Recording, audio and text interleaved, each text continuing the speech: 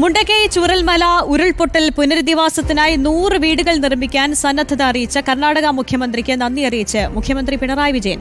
പുനരധിവാസ പദ്ധതിയിൽ കർണാടകയുടെ സ്പോൺസർഷിപ്പ് ഉൾപ്പെടുത്തുമെന്ന കർണാടക മുഖ്യമന്ത്രി സിദ്ധരാമയ്യയുടെ കത്തിന് പിണറായി വിജയൻ മറുപടി നൽകി. പുനരധിവാസവുമായി ബന്ധപ്പെട്ട കർണാടക മുഖ്യമന്ത്രി സിദ്ധരാമയ്യ സംസ്ഥാന സർക്കാരിനെ വിമർശിച്ചിരുന്നു. റോഷിപാലുണ്ട് വിശദാംശങ്ങളുമായി. റോഷിപാൽ, ഇപ്പോൾ പുനരധിവാസം വയനാട് ജനങ്ങൾക്കായി കൈകോർക്കുകയാണ്. ഇപ്പോൾ കർണാടകയും 100 വീട് നിർമ്മിച്ച് നൽകാമെന്നുള്ള വാഗ്ദാനവുമാണ് നൽകിയിരിക്കുന്നത്. എന്തൊക്കെയാണ് മറ്റു വിവരങ്ങൾ? ആര്യ, ചൂരൽമല മുണ്ടകൈ ഉരുൾപൊട്ടലിന് തൊട്ടു പിന്നാലെ തന്നെ പുനരധിവാസ ചർച്ചകൾ തുടങ്ങുമ്പോൾ ആദ്യം സഹായം പ്രഖ്യാപിച്ചത് കർണാടക സർക്കാരാണ്. 100 വീടുകൾ പുനരധിവാസത്തിൻ്റെ ഭാഗമായി നിർമ്മിച്ചു നൽകുമെന്ന പ്രഖ്യാപനമായിരുന്നു.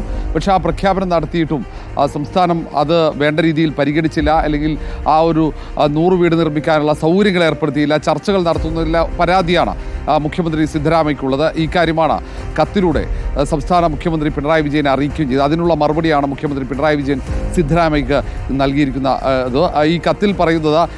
ടൗൺഷിപ്പ് ഈ പുനരധിവാസത്തിൻ്റെ ഭാഗമായി സ്ഥലം കണ്ടെത്തി ആ അനുയോജ്യമായ സ്ഥലത്ത് ടൗൺഷിപ്പ് പദ്ധതി രൂപീകരിക്കും. ഏറ്റവും മികച്ച രീതിയിലുള്ള പുനരധിവാസം നടത്താനാണ് സംസ്ഥാനം ആഗ്രഹിക്കുന്നത്.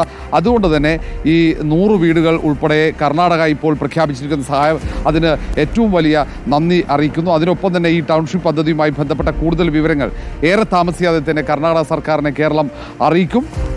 ഈ സ്പോൺസർഷിപ്പ് അത് ഉൾപ്പെടുത്തിയാകും പുനരധിവാസവുമായി സംസ്ഥാനം മുന്നോട്ട് പോവുക എന്നതാണ് കത്തിൽ പ്രധാനമായും ഉൾപ്പെടുത്തിയിരിക്കുന്നത്.